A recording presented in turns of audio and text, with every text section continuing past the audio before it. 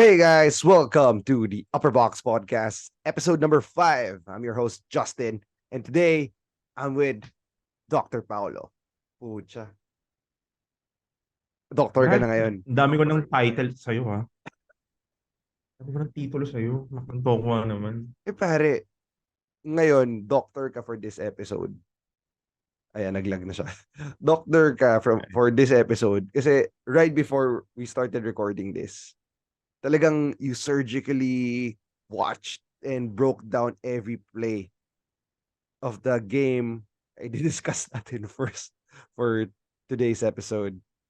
So before we Oh. get into that, just want to say again, we released this episode on Monday instead of Sunday because we wanted to cover 3 games of the Red Lions. Of course, me being a Bidista bias. So if you cannot tell, Dr. Paolo, please salita ka nga. Hi. Well, anyway, Hmm. mapapansin nyo na lang na medyo wala kaming boses for this episode because we actually covered the game today live. And medyo Nagsisigaw kami. medyo napasigaw si Doc Paolo. Puta. Parang mas gusto ko yung Doc Paolo kaysa Attorney Paolo. Ginawa mo naman akong kagawad sa barangay, no? Sumbong mo kay Doc, di ba? Mga ganun eh. Ganun. Ginagawa mo naman akong ganun. Yung mo naman gawing politiko, pare. Yung naman ako si Doc ganyan. Okay, sige, si Alumni Paolo. So, we watched kanina the game. Sorry, medyo, let's start this episode slow. Kasi medyo dismayado ako, bro. Um, Ikaw ba hindi ka dismayado?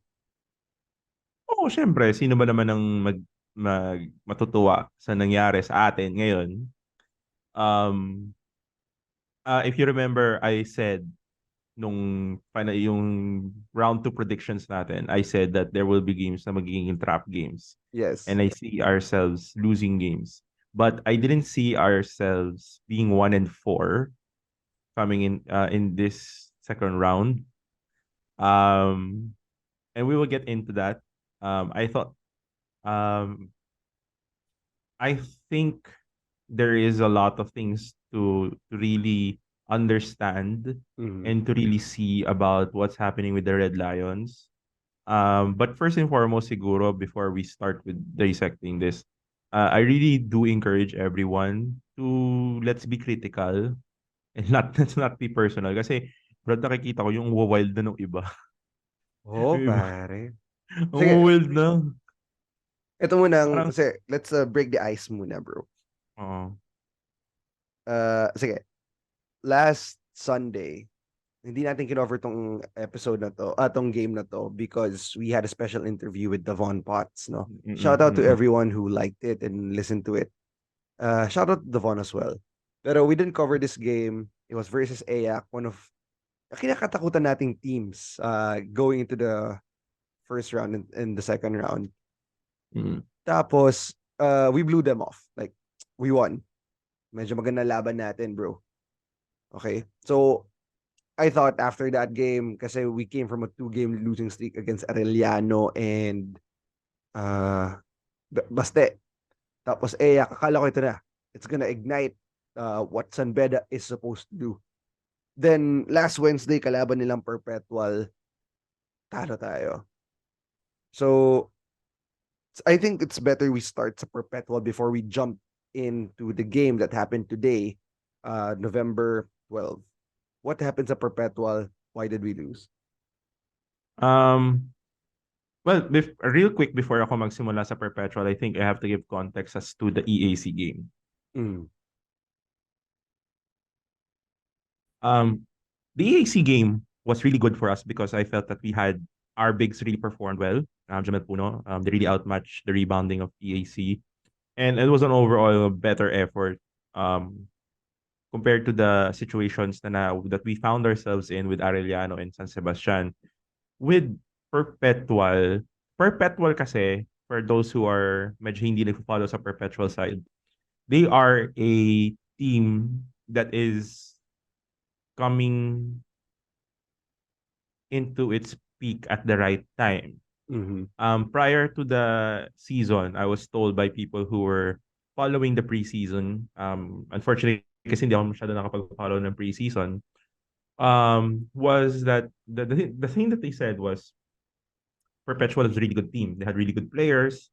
They play really tough, even though they're a bit undersized. Um, and initially, parang hindi natin nakita yun agad in the first round because they of course struggled and they really kind of lost their offense. They were trying to find their rhythm offensively. But yun nga, General Rosal got help from Jude Roque who really just shown up and they really shot the three well. And that was no different from what happened in their game versus San Beda. It was basically a shootout. But yeah, yun pa rin ang problema. Akala natin nasagot na yung mga problema in San Sebastian and Arellano with regard to execution and missed shots. Nandun pa rin pala. And I think one of our biggest, and this is me being as objective as possible and this is me being constructive as possible. I feel that we really do need help defensively with our bigs.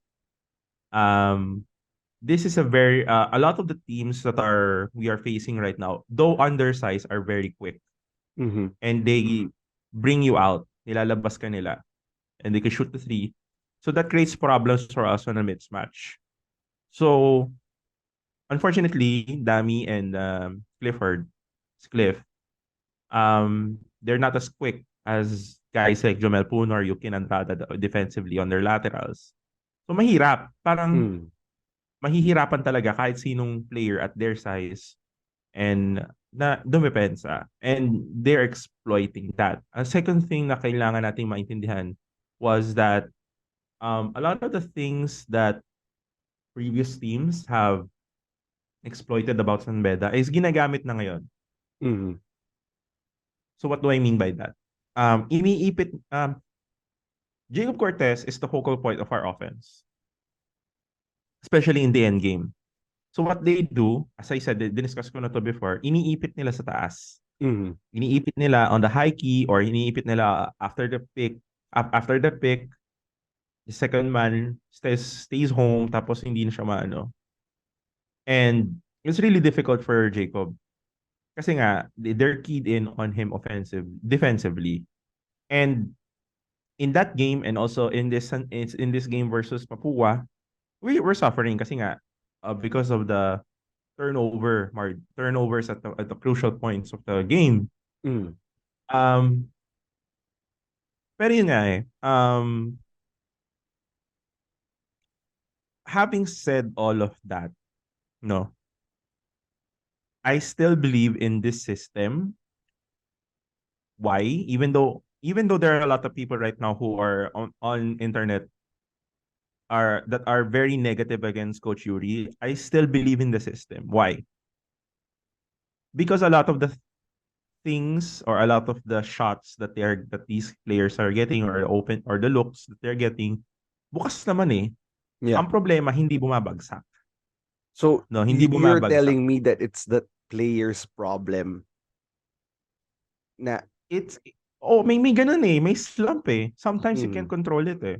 So you have to adjust. Okay. No? So you have to adjust. It doesn't mean that the system doesn't work. It's just that kailangan natin mag-adjust. We make adjustments naman. But at the same time, we have to stay true to the system.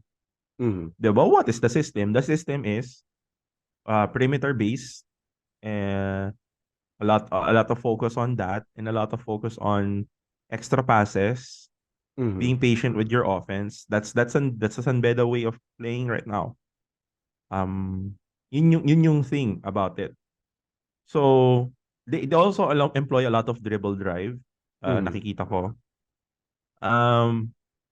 But yun nga eh.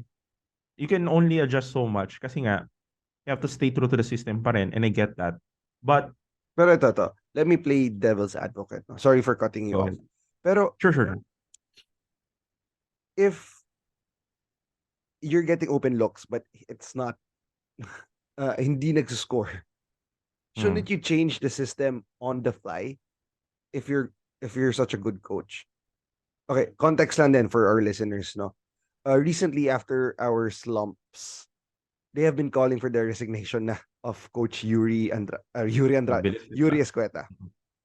Um, to be honest, I'm not on that side because this coach brought something to San Beda na wala for the longest time. Although hindi pa niya nadadalang kampiyonato sa Mendiola, which is a totally different thing. But it's a he brought in an exciting game for us to watch. Yun nga lang, coming into the second round, Round. hindi na tayo nananalo. Pero yun nga ang point ko naman is shouldn't he make adjustments para pumasok yung mga mga shots natin. He can only do so much. Mhm. At the end of the day, he's not the one who's shooting the ball. And the players know that. Mhm. The players have to step up. No, they know that din naman. You can only control so much as a coach. Mhm. 'Di ba? Kung what people forget to realize is one of the most primary jobs of a coach is to set up his players for open looks, Mhm. to utilize them to their best advantage. Tama, mali, 'di ba? Yeah. Ngayon, we see that in this system, ang daming open look, pero hindi Mhm. mo mababagsak, Yes, I think 'di that's a ba? problem naman with us since the first round. But in the first round, I guess we just got lucky na pumapasok yung mga tira natin. Yeah. And I see din naman na dapat din mag-adjust. Pero to on that basis to call for his job, I think it's very unfair. And Mhm. I don't think the players themselves would want that. Kasi alam naman nila eh. Like as a player you would know if kasalanan mo or hindi. If ikaw Mhm. yung hirap o hindi. Kasi you're not open eh. Yeah. No sugarcoating. Open eh. Bukas eh. Ang gagawin, diba? Ang dami, like I showed you, dito pa lang, sa Mapua game on the fourth quarter. Ang daming open. Yes, yes. Pero hindi bumabagsak. And Diba? nung third quarter, ang dami nating open shots na natira natin kaya we led by as much as Exactly. 13 points. Exactly. So, Mm. basketball sometimes is also a law of averages, diba? It's also Yes. subject to the laws of averages. So, sometimes, may ganun eh. Um, and these kinds of situations are the hardest. You know you're not a bad team. We know they're not a bad team. Pero for some reason or another, hindi bumabagsak yung mga tira. Yes. And that's the thing. Um we like imagine this, di ba? Imagine this. Dinurog tayo ng Mapua in the first quarter, in the first round. Yes. But throughout that game, we were in it. Mhm. 'Di ba? Lumayo sila first quarter. Pero nahabol bago natapos yung quarter. That's true. 'Di ba? So, sa akin, it can't just be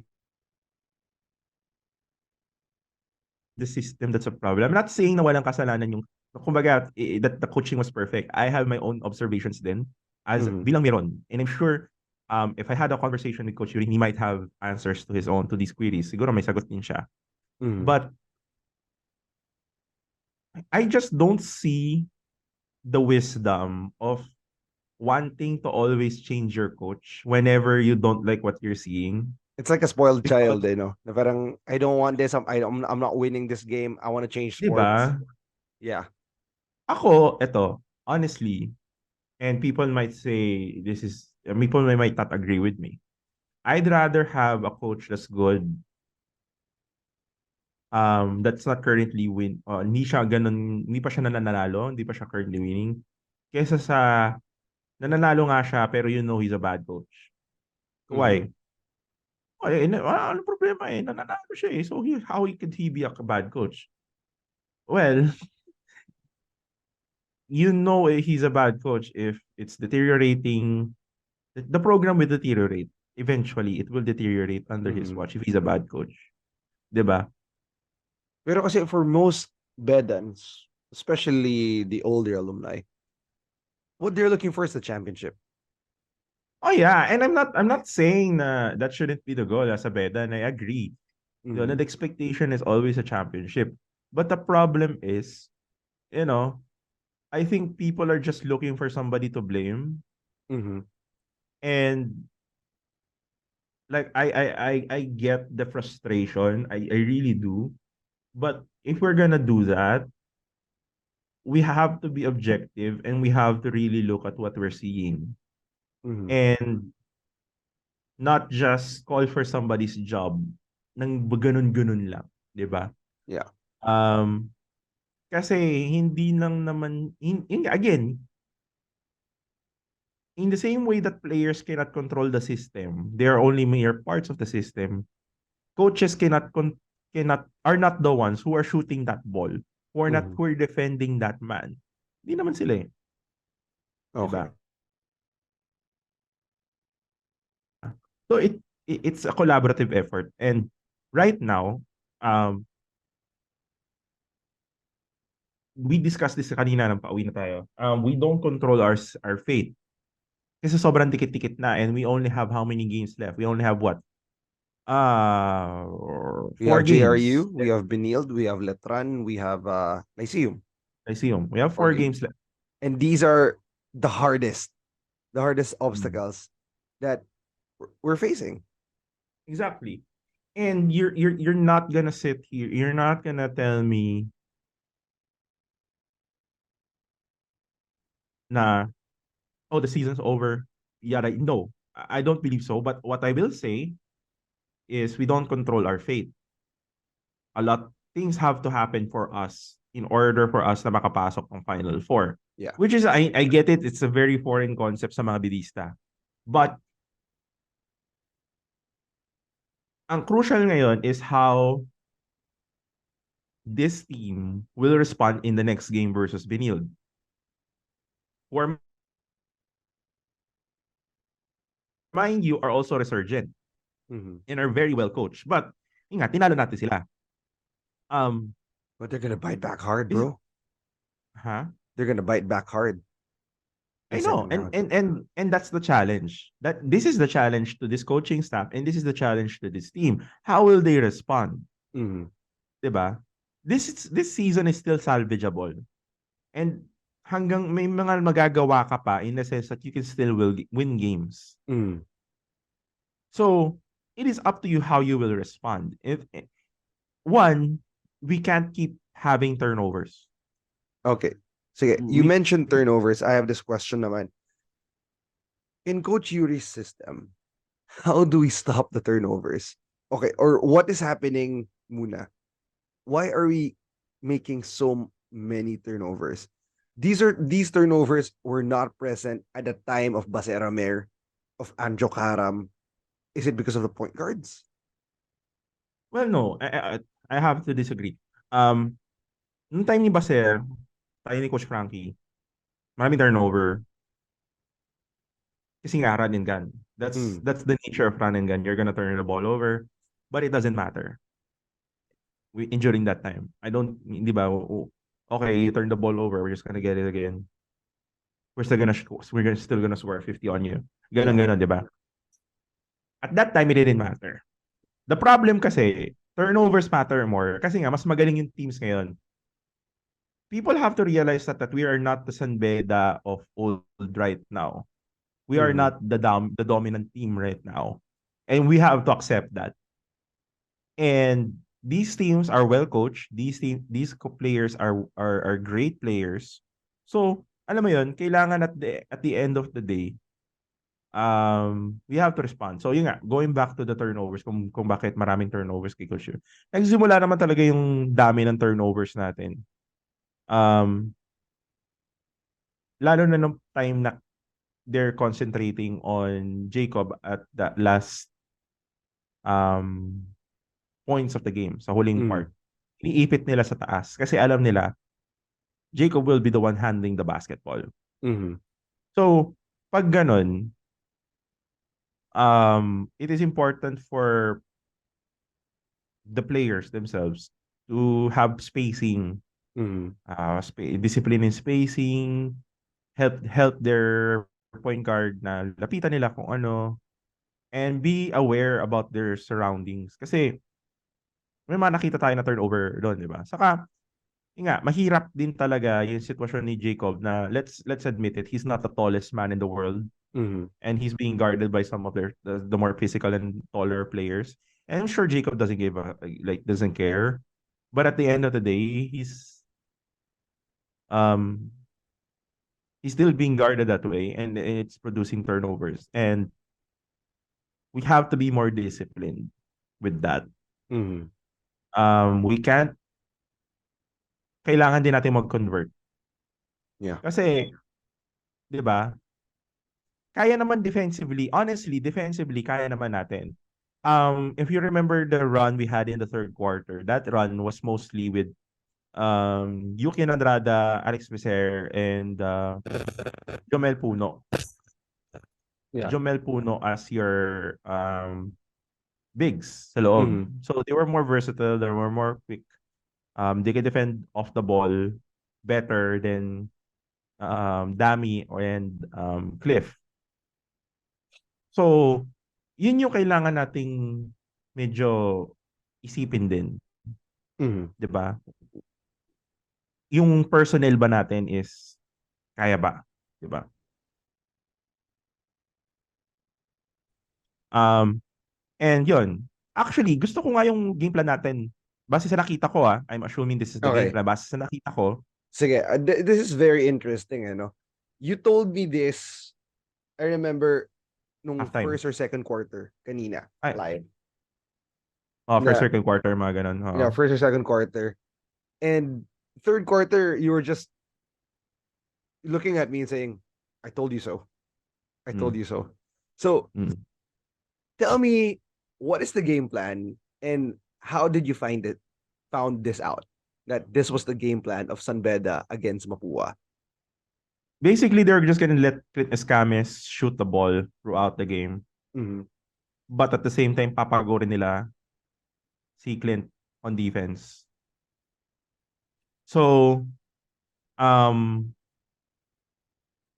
I saw that when I noticed na ang bilis ng balasa ng guards natin. Mm. Umiikot eh. And they always put AJ Royo or Eman Tagle on Clint, Mm. like bilang bantay. So, in my head, I'm like, okay, you're going with faster guys na ang babantayan ni Clint. So, tapos ang bilis ng balasa. So, laging fresh legs. Si Clint Yes. naman, di ba? Babad eh. Babad eh. Babad si Clint. Na-realize lang Nakakapagod ng Mapua yan ng fourth quarter. Oo. So, actually, di ba pinulikat na siya. Parang pinulikat Yes. siya, di ba? Parang pinulikat na siya ng dulo. And that was when you looked at me and like, I told you fucking so. Diba? That was the game plan. Pinulikat na siya eh. Di ba? Mm. He was out. The problem kasi, sa situation natin ngayon, nag-step up yung teammates niya. Mm. Sina Paolo Hernandez, di ba? Yung pick and pop ni Warren Bonifacio pumasok ng ilan. Sinubukan nila ulit, di na pumasok. Pero, yeah, they were hitting shots kahit na may tao sa harap nila. And you can only do so much sa ganung sitwasyon. Yeah. Di ba? You can only do so much. Pagagawin mo, may ginagawa kang tarahan eh. Mm. Di ba? So, it was a good plan, but the problem was, yun nga, nag-step up yung iba. We couldn't close out effectively. And yeah, that was the problem with the game today. Going back sa fact na But we were I up by don't think we've 14. discussed why we're discussing Mapua na, no? For those who didn't watch the game or didn't see the news, San Beda lost to Mapua 69-71 today. after leading as much as 13 points at the end of third, and Mapua just gave 15-2. I'm not sure if that's correct, but they did a 15-2 run against us in the fourth quarter. We only scored, I think we were up by 67, and we at 8 minutes of fourth quarter, and we scored at around 2 or the last minute ng 2 points. That's the only point we scored at the at the end of the fourth. Ang dami nating turnovers. To sabi nga ni Coach Pao. Coach Pao naman ngayon. Sabi nga ni Pao, we had a game plan to patirahin si Escamis, then pagurin natin siya. And it was working in the third quarter. Until the fourth quarter came after. Oh, wait, sorry. Hey, Google. Brown. Open the desk lamp.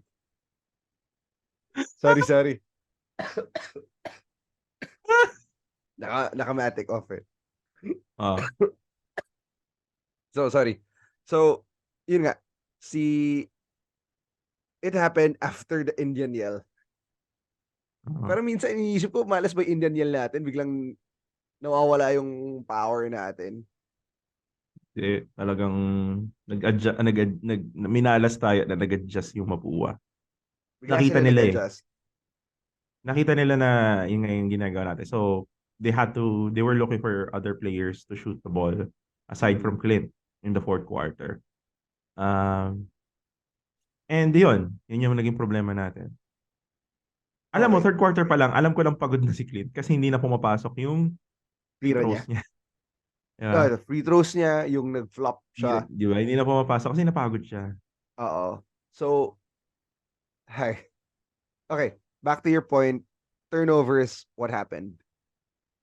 They were keying on us they were keying on Jacob talaga. And the problem then, in a way, parang in my heart, parang nagiging turnover siya. Is we kept shooting the shots pero hindi pumapasok. So in a way, nagiging turnover siya. And there were times din na I felt there were some sets, there were some plays na I felt, takot silang tumira. Okay. They were giving up on shots. You reviewed this sa akin. I think this was around 8 minutes in the fourth quarter, no? We were up by 13. Tapos, yung pinakita mo sa akin, and doon ko lang na-realize yun. I didn't realize this when we were watching live. Biglang naging karam mode ni Ronnie Magsanok eh. Hold the ball until the last second, tapos shoot. Yan. So, what happened there? Is that complacency from the Red Lions? Or parang sige, defense na lang tayo? No. It's not complacency. I don't think it's complacency. I feel that they were wary of the fact that their shots were not hitting. Hindi pumapasok yung tira nila. So, nawala yung rhythm ng opensa nila after that. And, yun. Okay. Some people might say, kung hindi naman pala pumapasok yung tres nila, why don't we go for the two? Easier said than done. Diba? You have to give what you have. Sometimes you have to take what the defense gives you. That's true. And also, our guards are small. Our guards who are fast and who can drive are small. Our bigs, they're perimeter shooters, except for Hopya. And si Puno, bakit si Puno hindi nagda-drive? Bantay sarado ba si Puno? Si Jumel? Yeah, and it was well, I didn't really eye up on Jumel, but here's my take on Jumel kasi if you're looking for him to score 20 points, that's not his role. His role is to provide support, to get the rebounds, provide the support, shoot that ball. You know, and he's really doing a really good job on that role. Kaya wag nating, para sa akin and this is just me, wag nating hanapin sa kanya yung hindi naman niya role. So Jumel is the second chance point guy. Oh, second chance, 'di ba? Somebody who can bring the ball na big, 'di ba? That's a very important thing. That's a very valuable thing. All right, let me just this in, no. Royo is a point guard. Jacob Cortez is the focal point of the offense. Mm. Pagbantay sarado si Jacob, pasa kay Royo kung kaya niya mag-drive. The fanger roll, as one of the announcers call it. Tapos, pag hindi rin si Andrada or uh, si Yukian or si Dami, pass to them, make a 3-point corner, gano'n Mm. ang laban. Tapos, Hopia, Ipuno, just Rebound. jump, rebound, second chance points. Tama? Nakaka-frustrate pa kasi minsan nasisingitan tayo ng rebound. Even though mas malaki tayo sa rebound, sa mga bigs natin. It's frustrating. Actually, Um, I want to point that out. Man, I love Clifford. I love Hopia. But I do think he has to work on his one-handed rebound. I'm not sure kung nahihila lang talaga siya ng kalaban or nakasanayan niya na because he's big, he's just gonna rebound the ball with just one hand. Pero kasi usually, when you watch the game live and when he's right in front of you, ang nakataas lang niya kamay, isa. isang kamay para mag-rebound. Yeah, unlike si Jomel Puno, who is shorter than him and slimmer than him, would rebound, get the ball, two hands, secure the ball. Si Clifford parang, di ba? I don't know. Like, yeah, he needs to work on that in my opinion. Kasi feeling ko we had a lot of missed opportunities on that end from that. No. Um, but yeah, again, yun nga sabi ko, like, rebounding was like, nung fourth quarter, nasisingitan tayo. We were making stops naman eh. The defense was still there, in my Mm, opinion. The problem was, he can only defend for so long without scoring. May babagsak at babagsak din dyan eh. yeah. Diba? Especially with a team like Mapua who are full of shooters and full of scorers. You had Paulo Hernandez, Juan Bonifacio, Clit Escamis. You had great role players in their wings. Diba? You can only expect to defend so long without scoring. At the end Mm, of the day, basketball is about putting a ball into the hoop. And mm. unfortunately, Mapua was in the crucial moments at the fourth quarter, Mapua was better at putting the basketball into the hoop. That's the reality of it. They simply And stepped up. And may swerte sila. Sa tayo, malas kasi bukas. yeah. Bukas, bro. Pinakita ko naman sa'yo, di ba? Like, bukas sa bukas, hindi bumabagsak. Okay, so Tapos, if ayan, go. you guys, for our listeners, watch the fourth quarter, watch the third quarter, San Beda Mapua round 2 of season 99. Yeah, I can see. We are open. Di lang pumapasok. Hindi lang ito mapapasok. I Yeah. remember, bro, So, merong isang tres si Jacob. It was halfway in at lumabas mm. ng basket, ng court, ng hoop. Okay. Para naman hindi rin isipin ng mga tao na apologies ako ni Coach Yuri. I do have some things that I didn't agree with. I felt nung run, dapat nag-call siya agad ng timeout. Mm. But then again, we don't know. Maybe Coach Yuri has a reason, but hindi nangyari yon. But I do see why people would get frustrated about that, about the lack of timeout during a run. But yes, I still feel confident about this system, and I can debate with anybody about it na ganun. Mm. It's just that hindi talaga bumabagsak. Ganun naman eh. Ito yung nakakatawa sa basketball. Pag hindi bumabagsak yung basketball, syempre, the system sucks. When all of a sudden, it starts falling. System is great. Fuck, Great. man. Like, Ang this galing ng reminds me of the Last players. Dance documentary. Ang galing ng players. Pero pag hindi bumabaksak, Oh, si coach, oo. tanggalin na natin. Yes. 'Di ba? Pag panalo, player, magaling. Pag talo, si coach. You're out. Ganun. Ang hirap maging coach eh. Lalo na San Beda, ang hirap maging coach sa San Beda. But yeah, no, I get the frustration. I just don't get the arguments for him getting fired. Um, and I am not here to be a coach apologist, whatever. Have and Danny knows this, hindi ko na nasasabihin kung sino, pero I have been very critical of other coaches in the past. Mm-hmm. And I'm not scared to say that kasi totoo naman, but argue it. Don't go with your feeling. 'Di ba? Really look at what we're seeing on the court, 'di ba? Mhm. I if talagang coaching, I am with you. I am with you. Walang problema. Pero I just don't see it as purely a coaching issue. I see it as an execution issue. I see it as sure, may coaching din. I'm not saying na wala, but I also see that it breaks of the game, guys. It's just the breaks of the game. Sometimes hindi bumabagsak for the Red Lions, and we have to kind of see that for what it is. And I encourage everybody to look at that and be objective about that and just stop. If you can, stop looking for somebody to blame. Sometimes a loss is just a loss, and we just have to be accountable to each other. Mhm. But at the end of the day, we have to bounce back kasi hindi pa tapos yung season. We still Diba? have a chance as long as there's a game left. We Oo, fight our hearts out. hanggang di pa tapos ang season, wag tayo susuko. Mm. May chance pa rin. Yun lang, parang ngayon ang gusto ko sana is especially to the Red Lions who might be listening to this podcast, yung dadaanan nila, sana makita rin ng mga alumni natin that these are literally very young men. Yes. And they see what you post. They see Mm. what you say. Now, you may care or you may not care what you say. It's up to you. Prerogative mo yan.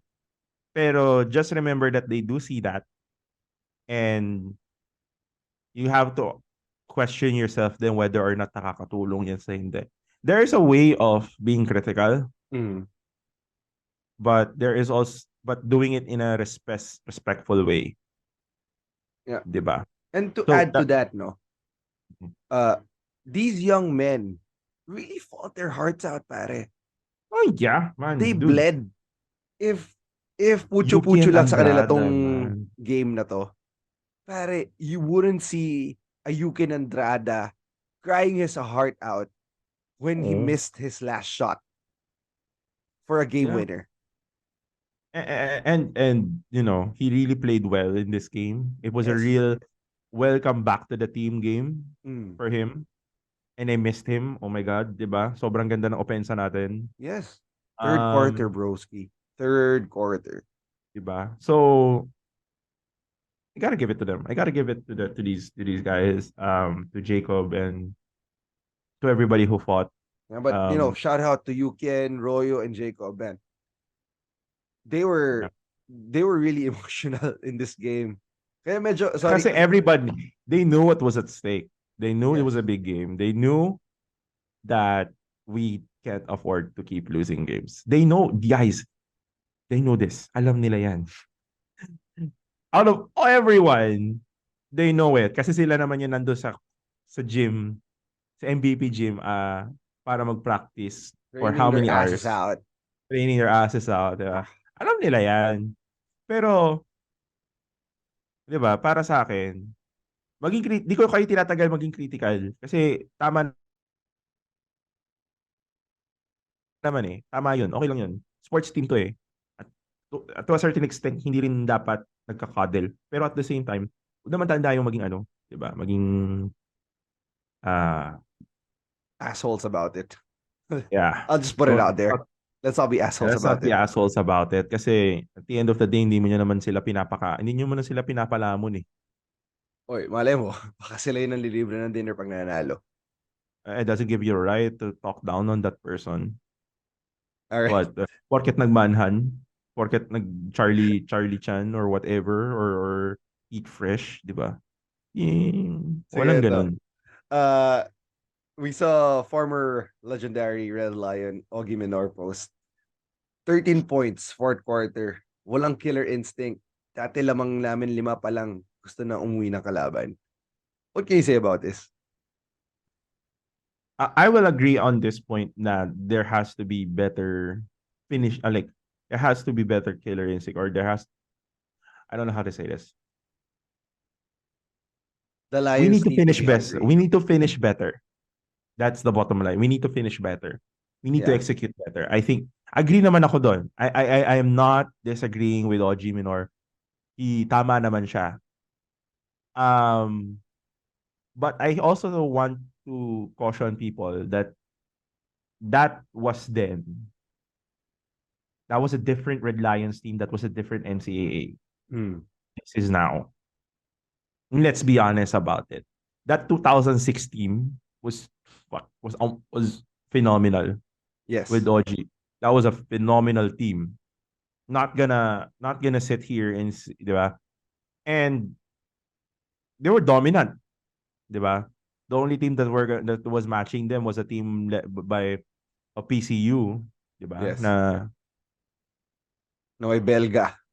Bo Belga and Jason Castro, di ba? So kung yun lang lalaban sa iyo, syempre talaga yun, papalag yun. Pero yung ibang team, wala palag yun. O G Minor, Yusip, di ba? Yusip Aljamal, Sam Ekwe, di Mm. ba? Pong Escobar, grabe naman kasi, di ba? Talagang expectation sa inyo is manalo. And Mm. ganun yung mindset. And I give it to them, talagang meron. The thing is, yun nga, that was that team, this is this team. So, And what does this but I team agree. need to be dominant? That's what I'm trying to extract from you. Does this team need to be dominant? What does this team need to be dominant? Um, they just need to execute better. They just need to hit their shots. Open eh. Mm. Imagine if those shots pumasok. Oh, yeah. It's Yeah. different. We'll be telling a different story. Well, if you think about it, okay, I'm starting to get your point now. The defense of Mapua or other teams, it breaks down eh.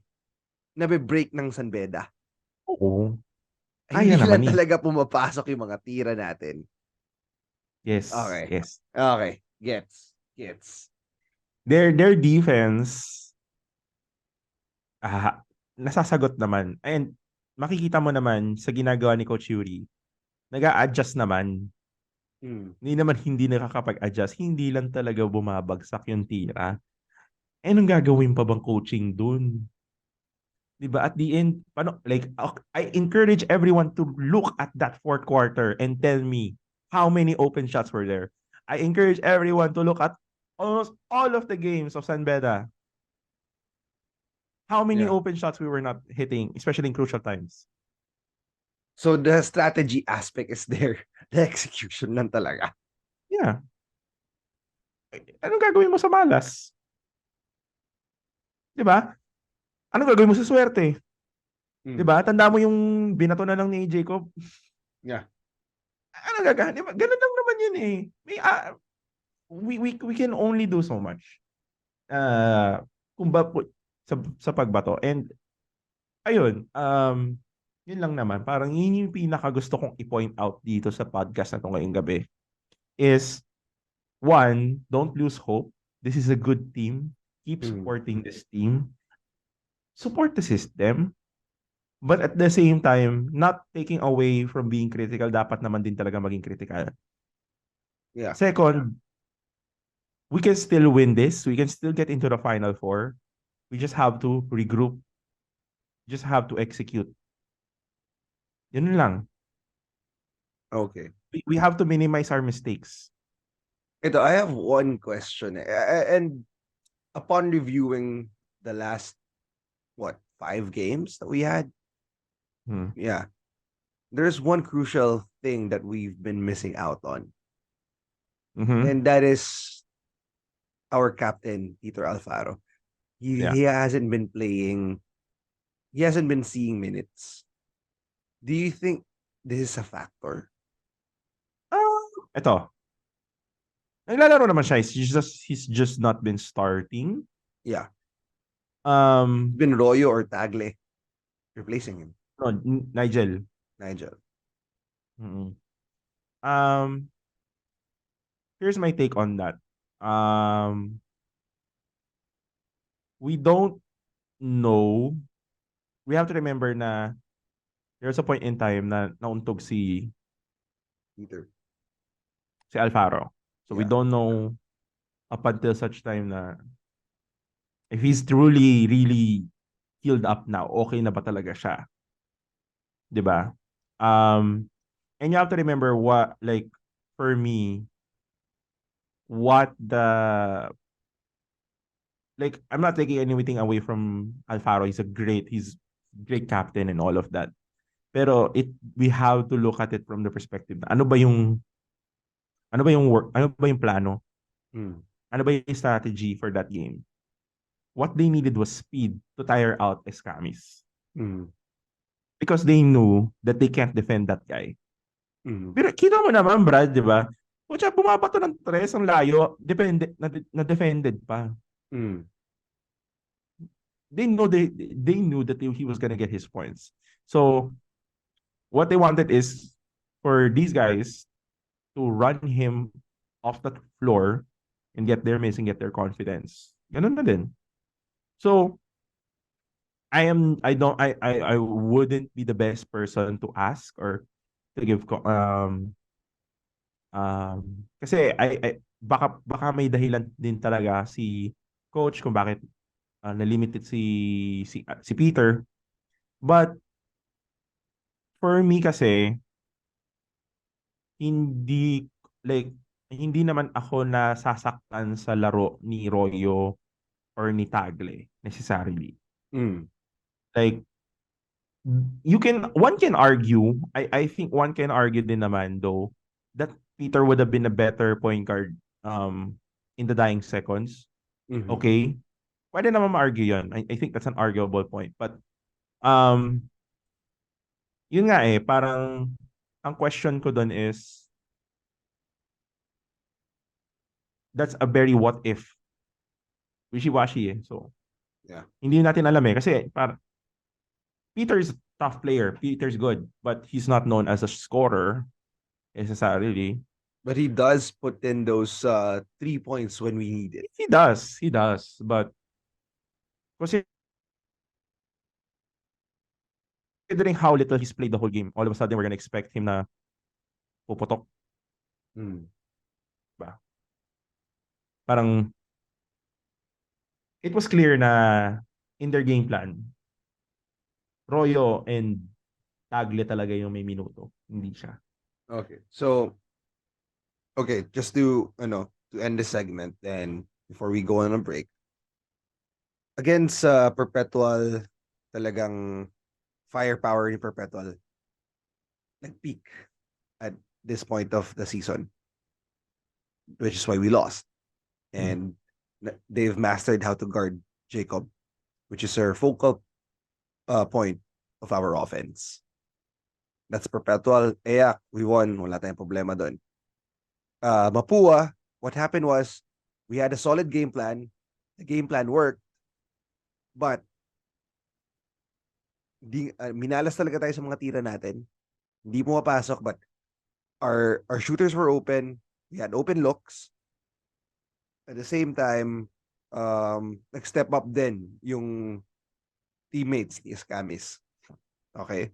So, just to summarize everything up. So, would that be your point to end the segment? Yeah, no, I think that pretty much sums it up. And siguro to end on the Mapua point, props to Coach Randy Alcantara. He's been winning recently a lot. Yeah. He really, kita mo naman na they really adjusted nung they keyed on him, and the thing was, yun nga, nag-produce yung players niya. Diba? Nag-produce his players niya. Kung makikita mo rin naman, hindi rin naman sumasaksak yung Mapua sa loob That's true. Talagang tres lang no? Oh. Outside. Diba? That could have gone either way, man. That could have gone either way. Like, if San Beda was hitting their shots and Mapua wasn't, that could have gone either way. Yeah. They weren't hitting, like, the only parang I could be wrong, pinaka naalala kong 2 points natin doon was Warren Bonifacius pick and pop. Yun. Pero outside of that, they were all trying to hit that 3. They were looking for the 3. Yeah. They were looking for it. Dude, Kakataon nung pumapasok nga. So, I just realized that uh, how the NCAA game has changed over the years. Nung mga time natin, hinahanap natin yung mga floater ni Arth de la Cruz, yung mga drive ni Baser Amer. Now it's just put in that three, bro. It's just a three, bro. it's how basketball is now. The three is huge. Thanks Yeah. to Golden State. Kasalanan mo to, Steph Curry. Si Baby Steph. Baby Okay. Steph. Anyway, we're going to break. When we come back, we're going to talk about how San Beda can go up against four giants blocking their way. Three giants and Latran, of course.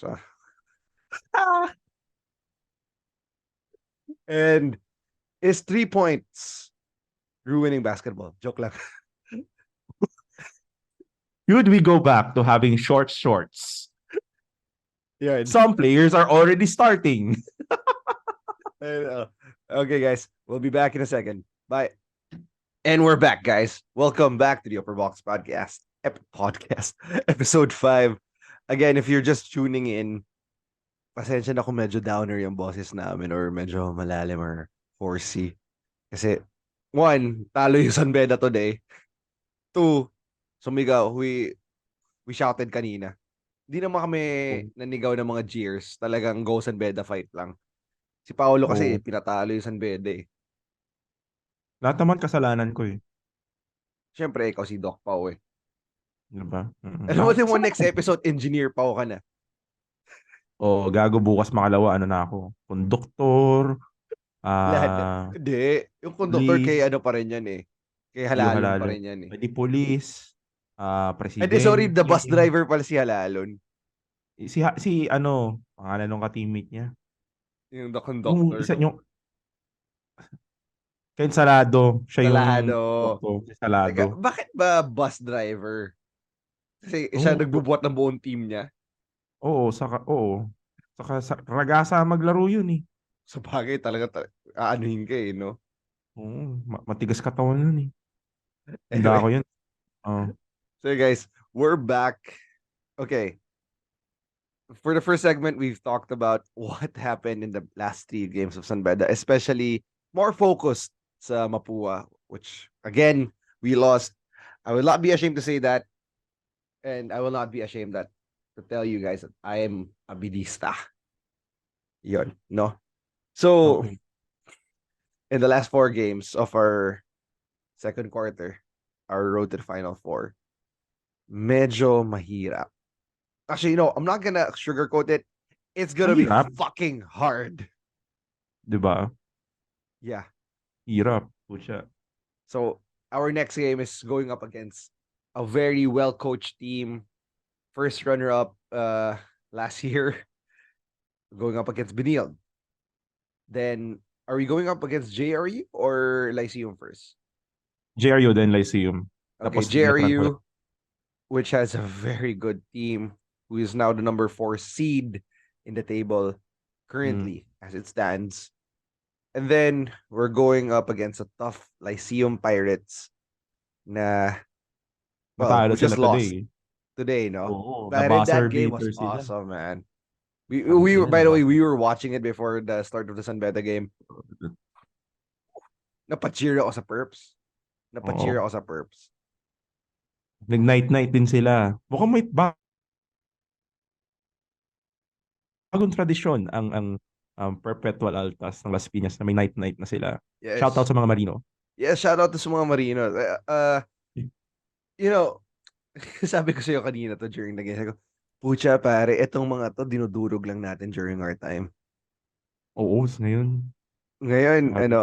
Pero again, props to them. I love it that they're improving their game. I love it that the Perps, the EAC, Lyceum, they're giving a show. Iba na yung mundo. Alam mo, iba yung mundo ng NCAA ngayon. Pero mo, ang dating traditional powers, yung dalawa doon sa traditional powers, wala sa playoff picture. Yeah. Tayo, nahihirapan pumasok. Exactly. Dating cellar dwellers, sila ngayon yung nasa taas. Bilog ang Well, mundo ng basketball. kaya nga, I find it hard to believe. Shout out to UAAP NCAA 24/7. Bro, you guys are funny. I don't think the NCAA is the UAAP G League, pare. The NCAA is fucking tough. Pare, ano yung sinabi mo lang during the break that Arellano went up against UP. UP In the is Pinoy Liga, sa in the Team B Pinoy nila, yung Team Liga. B nila. Scary shit, bro. UP, it's UP. You know, Oh, gone are the days na sinasabi, ay, UP lang yan. It's UP. Now, they're monsters now. They're monsters now. UP Team B, tinalo ng Arellano. Oo. Come the fuck on, bro. What the Diba? fuck? Lupit.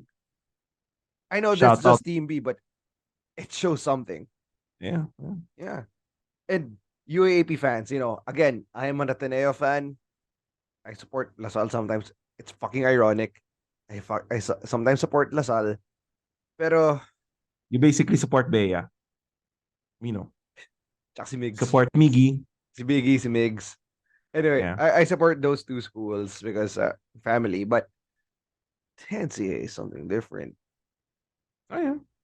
Um, this is what I will say about that argument, Ano ba mas magandang liga, UAAP or NCAA? Kung sa pera lang, ay talagang malayo, UAAP. Marketable eh. Oo, You have the C malayo. family. And the population of the schools, 'di ba? Yeah. The size of the universities. Talagang malayo. I'm not gonna Yeah. argue. Pero when it comes to basketball, um, if you're looking for a superstar, go to the NCAA. If you're looking for a system, guys, more often than not, mahahanap mo yan sa UAAP. Yeah, we've been Not to say repeating na this. walang superstar sa UAAP, Not Yeah. not saying na walang superstar sa UAAP, and not saying na walang system, guys, sa NCAA. But it's just the nature of the beast of both leagues. So yeah, I don't want to say that it's the G League. So we were also mentioning before the break, during the break, I wanted to have a relegation system for the Philippine Gago, collegiate ang gulo system. nung gusto mo sa buhay, no? Relegation. Pare, kasi isipin mo yun na top teams, the best of the best teams will be playing up against each other. Yo. Kasi hindi mo, ayoko nang ganun. Ako, personally, ayoko. One, hindi mo naman kasi pwede kagaya na sa football na may budget or what. Mahirap. Ma-force na yung may budget yung umangat. Aminin na natin. But Yun naman talaga hey, look at it. Look at it this way. The NCAA teams, as to my point, Lyceum, EAC. But how sustainable is that? Fine. You got me, dude. Diba? And I'm not saying, diba, I'm not putting a downer against anybody. They're great teams, but the question is, you're going on a spending war against NU. NU na no? NU yung top of mind, hindi Lasal or Ateneo eh. NU, Ateneo, Lasal. You're gonna go on a spending war with these dudes? Come on. Let's be... UE nga nakakakuha ng mga malulupit na one and done na feel. Diba? Hindi naman din mataas ang budget ng UE pero may nakukuha sila. Eto, diba? Parang it's about budget eh. So, mahirap yun. Mahirap yung ganun. But anyway, going back to the Lions. Teka lang. Before we jump back to the NCAA, I just want to say congrats to NU, LaSalle, and UP for securing their Final Four slots. Yep. And good luck to my UAAP team, the Ateneo Blue Eagles. You were saying that people thought they were already gone. Dude, my timeline was with a lot of my Ateneo friends were like, alam mo yun, sobrang shout out kay Inigo Abellar. He was, diba? So, ironic, diba? An Ateneo named Inigo. He's my friend, so it's okay. Enzo, kamusta? Okay naman daw. He was posting na Gio Chu, talaga yung ultimate handicap ng Ateneo. And I'm like, oh my God. Ay, nako. Parang, kawawa naman si Gio Chu. But yeah, what I will say is this. Don't count a Tab Baldwin team out. If so, there's a chance. There's always a chance with that team. Pero alam And mo, it's natatakot there. ako sa'yo sa mga, ano mo, sa mga coach mo. Sa mga bias mo sa mga coach mo. Bakit? Ang bias mo kay Tab tsaka kay, not saying that they're not good. Kaya sabi ko lang sa mga audience natin, ang bias si Paolo pagdating kay Tab, kay Norman, kay Yuri. Tangina, pare pagbali mo ang predictions mo at the end of the season, wala na tayo podcast. Puro asul pala no yung no ko. Di, bro naman kasi, may basihan naman ako para paniwalaan yung mga pinaniniwalaan ko. Mm. 'Di ba? Hindi naman ako porket Baldwin, ganyan. Porket nananalo, natalo, hindi na Oo, magaling hindi yan. tayo wishy-washy. Talagang kita naman natin. Yeah, yeah. You have the evidence to prove your points na Mm. these coaches have systems that work. Yung alam for the San Beda Red Lions, hindi gumagana as we said earlier. Anyways, okay, Oo. let's jump back to the NCAA. San Beda goes up against CSB. What should we do? How can we play this? How can we win? Go. Huwag mapikon. Huwag mapikon kay Will Go Zoom. Wag magpa-fall sa mga flop. Wag. He's so I hate this man. He's good but he's a freaking troll sometimes. Alam mo yun, like natatawa ako sa kanya na nagagalit siya pag hindi na-call yung mga legit na foul and I'm like, well, you're literally one of the most well-known floppers in the league. So you have to Not even forgive the their league, in the Philippine collegiate system, bro. 'di ba? In the Philippines and yeah, so you will have to forgive some of the referees kung sasabihin nila flop na naman yan and they're not gonna give you a second look. Nagagalit mo yun. 'Di ba? But in all seriousness, Will is starting to go back to his MVP form in Migzokson. So, Miggy Cortez, um, these guys are really good, have really been on a tear. You know, Robbie Naive I think, had a 21-point game in one of these games recently. So, yeah, no, definitely this situation with Binia is going to be a tough one. They're one of the more well coached teams in the league. I just wish they stop flopping. Mm-hmm. But yes, are they beatable? Yes, we beat them before. But I think the problem this time is that they're on an ascension. Pataas sila yung trajectory nila. Tayo, honestly, pababa. So, for us, we have to figure things out quickly. So if I was them, the problem with Binild is they're gonna kill you either by will or Migzokson. Mm. Pero And the ito na problem, naman nakakatakot eh, yung mga sharpshooters. This has always been diba? the San Beda's problem. The Yung mga likes of long, Alas, the likes of Mark Cruz, the kaya likes nga of eh. sharpshooters, always our problem. And we've been Oo. trying to get the sharpshooters. May binayaan lang tayo ng Davon Potts, ng Polik. Bolick for a while. Pero, Tingnan natin next year. oh, wait for our post/preseason episodes. Mukhang may pakipapakilala sa inyo si Tito Pao. Oy, Tito ka na ngayon. Sabi ko sa iyo. Dami kong pangalan sa podcast na to. Punyeta. oh, oh, No, but yeah, Binit's gonna be tough. yes. They're gonna be a tough team. We have to really disrupt their offense at the early stage. We can't let Miggy.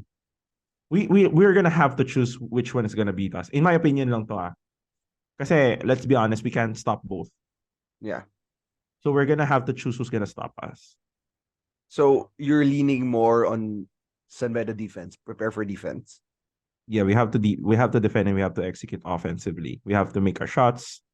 Um, kasi ako naniniwala ako, yeah, they have Miggy Corteza. But I feel that we have a deeper bench than Mm-hmm. them. Um, Yun yung sa akin. Yun yung feeling ko that we have to take advantage of. Um, Yun. Okay. Sige. Next up, JRU, your second favorite team or your favorite team of the season besides San Beda. How do we stop De La Rosa and the others? Okay. What we've seen from this team is if you disrupt their offense, it's really hard for them to get back up. Mm-hmm. Aside from guys like Giab, AJ Miranda has been really struggling offensively. I didn't watch his game versus Letran. They had a game recently. Pero AJ Miranda hasn't really been doing well recently offensively. Um, so sa akin, we just force AJM to beat us if he can. Kasi ngayon parang he's not that dude. Mm-hmm. And kay Giab naman, the thing about Giab is bigla-bigla siya susulpot and he's gonna drop on you 20 points a game. Minsan wala. Yeah, yeah. Ganun siya eh. Pero he's a great player. I love him. But yun nga, he's a sneaky player. We have to look out for him. We have to look out for the shooters, especially Sean Argente and Rai De La Rosa. Shooters na naman ang mga problema natin, pare. And if you look at the games before, they tried the defense on us. Sa akin, on this game, sobrang crucial ng bigs natin. Kasi yun yung weakness ng Jerry. One of their weaknesses is medyo manipis sila sa ilalim. So this is the time for Jomel Puno to eat. He needs to eat. He has to. Alex Visser has to really impose their presence here. Clifford Hoppe has to impose their presence. The bigs have to impose their presence here. Kasi doon mahina ang GRU. Defensively, sorry. Again, Benildes, focus on the guards, the offense, everything. This is full force. JRU, bigs should show up. Mm-hmm. Okay. Now, let's go to Letran. Lyceum, Enoch Valdez, and Sean Umali. God, I hate you, man. Like, in court, I fucking hate you. But, but Umali's all love. But Umali's been really playing great. I haven't seen the whole Perpetual versus Lyceum game. Pero if you remember, we were watching it. He was tired. Enoch Valdez was tired as hell. Yes. At the end of the game. So, but he did do before the 3 points ng Perps, he did get a steal and a layup. Yeah, pero nagbintes, pero he was panting. Talagang bagsak siya. So, this is another situation that maybe you could do another the same treatment with the Scammies. That could also be an interesting position. Force their other players to beat us. Of course, there's also guys like John Barba, Bravo. Bravo's really good. But yeah, force them to beat us. Kasi Enoch can drop 20. Yeah, easily. He can drop 20 easily, but he needs help. Dami, if you're listening, please, huwag ka na maglaro for Lyceum. You are just going to have a heated argument with Umali. Clifford, he's more of a stoic guy. I like Clifford. Tibayan mo na yung loob mo. I think you guys can win this. Or Coach Yuri, ikaw na bahala. Pero I don't think Dami will have a show here versus LPU. Yeah. Let's see. I mean, Lyceum is a very good team. And we will have, yun nga, again, in all the 4 teams that we're gonna, we have to hit our shots. Yun yung pinaka-ultimate talaga. we have to start hitting our open shots. Kasi if not, wala mangyayari. Kahit That's true. anong, ano pa. Yun. With Lyceum just close out on the shooters. They play hard. Lyceum plays hard. They play rough. They play fast. So be very wary of your turnovers. Be very careful of, kasi that's where they get a lot. Well, ganun naman talaga dapat. You get your confidence from your defense. Pero with Lyceum especially more so, they really run the ball well. They have a good transition offense. So, doon, mag-ingat tayo. Yun. That's with Lyceum. So, with Letran. It's a game of pride. It's just pride here.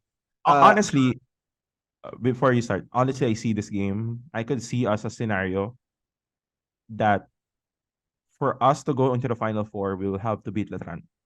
Yeah. I could see that too. I could see that too. Yeah. And so that's, ano na yun eh, pride na yun. For me, it's difficult to scout Letran on Letran San Beda games. Why? For some reason, they play well. Better than they should. yes. So, for me, with Letran, just be careful of the physicality. Keep being mentally focused, mentally strong. Be locked in. And execute. I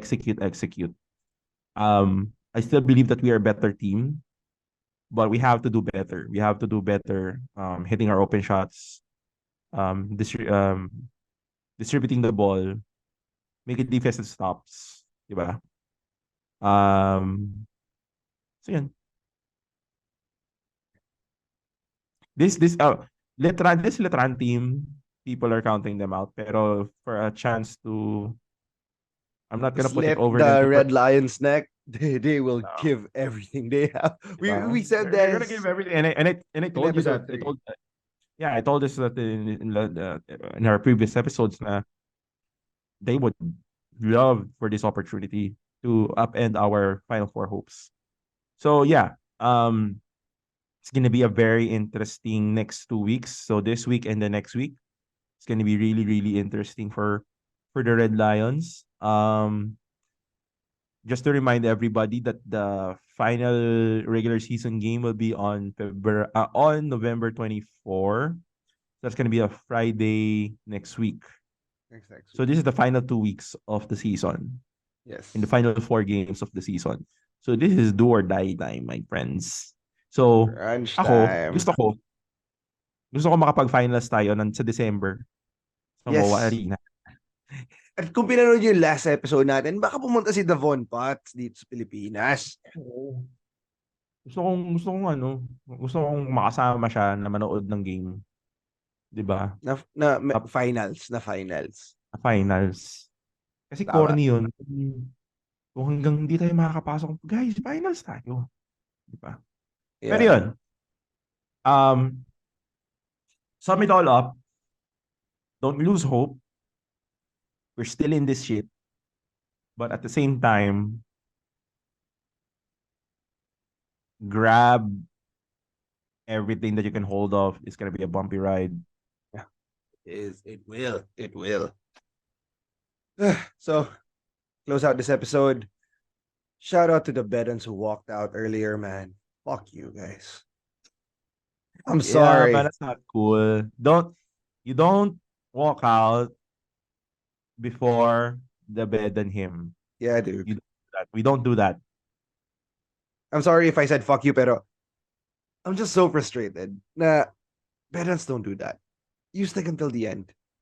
Always remember that these Bedans are your brothers. Kahit mas matanda sila, kahit ginagago ka online, they're still your brothers. And hindi naman sila yung pinunta mo. Pinunta mo yung team mo, the Red Lions, who's giving you pride in the NCAA and wherever you go. Pare, sabihin mo Red Lions, kilala yan. Kanina bumibili ako ng siomay, kilala yung Red Lions. Oo nga eh. Pero, yun nga, please, don't hawk out na the Red Lions. That's the last thing they want to see. Backs turned. People in red, backs turned while they're crying or while they're celebrating. Yeah. Stay. Do the hymn with them. Shout out to those Bedans. Please don't do that. And I Yeah. encourage other Bedans to stop these Bedans from doing that. Yeah. Call them out. I Not don't online. Yeah, just call it, bro. Next time huwag natin gawin yan. in person. Like as Yeah. as as it's happening, please. But don't do it in an asshole way. Huwag mo gawin yung ginawa ko just right now. Pinokyo ko kayo. Oo, ganun. Ano lang, bro, no. Stay. Patapusin niyo muna yung him. Yeah, and alam nyo, ako as an alumni, I love it when I sing my hymn or him. I love Yeah. it that I can still do it with you guys. I especially love it when I do it with my father. Oh. Pero tayo na, I just realized if pag na-splice yung sinabi na yun, I just like it when I do it with my father. Puta, ang sama like. Alam mo, why did you ruin that? That was a nice moment and you had to ruin that. I didn't even think that. And most probably people who are listening to this didn't think that. So thank you for that image, no? No, but I'm saying, it's a beautiful thing, you know? Iba ang samaan sa San Beda. So, kanina nga, shout out din sa Ultras Vidistas earlier. Kay Don, kay Merrick, who brought their children along. It's a family day for fellow Bedans. On a Kaso Sunday. talo. Ano? Kaso talo. Ayun nga. Pero si Don, alam ba, mas lalo siyang naasar. Bakit? Kasi yung younger sister niya is from Mapua. Sa doon yung boyfriend. Naglalaro yung boyfriend? Nandun yung Nandun yung boyfriend sa boyfriend. nanood din. So parang ako, oh, oh, it sucks. Sucks to be you, Don. Sucks to Sucks be to be you. you, Don. But shout out to them. Shout out to Red and Don who, cheered, who beat the drums for San Beda today. For si Carl John Rufin. Solid ang ating family day today. And to every Bedan who watched this Sunday, kahit pagod, kahit, shout out to all of you guys. Love y'all. Yep. Ikaw, may papa-shoutout ka pa, Tito Pao. Shout out to all our listeners. Shout out sa lahat na nakikinig sa amin sa Upperbox. And yeah, no, I just super thankful to have this platform to be able to talk hoops with you guys. So anyway, hope you guys have a good Monday. Starting on your Monday, kung pinakikinggan mo to, lunch break mo. Diba? Natapos mo na ba yung dapat mong tapusin, sir? Ma'am? Wala, diba? nakalive ako bukas, bro. Nakalive ako bukas. Oh, diba? So, just enjoy the day and hope that we can get out and take a win on Wednesday, finally. Yeah. And sweep Benilde. So, hoping for the best for the next 2 weeks. All right, Yeah. so Shoutout din pala sa mga nanood nung Devon Potts special episode natin. I forgot his name. Hindi ko mahanap ngayon. Pero there was this one guy from LA na bidista. Kaya na naman ako ng power. Hey, Google, open the desk lamp. Ayan. Na sabi, thank you daw for, for bringing on Devon Potts kasi he didn't know kung saan na napunta si Devon. So, yeah, shout out to him. So, to everybody else, please huwag kayo mahiya mag-message sa Facebook, Instagram namin. That's the Upperbox.podcast on Instagram and Upperbox Podcast on Facebook. Just hit us up if you have any questions. If there's anything you want us to discuss, we're open to do that. If you want to debate Engineer Pao, go ahead. He's open. I will kapitan na ako. Kapitan na ako sa susunod. Kapitan na ako, maniwala ako. Kapitan na ako. So, for other sports updates, fill in the Rizal Stadium on the 16th. We're going up against Vietnam. Ay, 16 ba? Tama, 16, no? We'll go against Vietnam for the World Cup qualifiers. Me and Pao will be there. Also, pare, on the 21st, I think it's going, the Philippine Ascals will be going up against Migoreng. So it's going to be Pancit Canton versus Migoreng. Turing. 'Di ba? Kung Yes. sila may hooligans, tayo may ano ba meron tayo? Rugby boys. Rugby. Gago. No, but yeah. So the Upperbox Podcast fully supports the campaign of the PFF to fill up the stadium. If you have free time, if you wanna support the Filipino team that's bringing echoes, that's echoing throughout the world, support the Ascals, the Filipina women's team as well, the Echo. Malditas.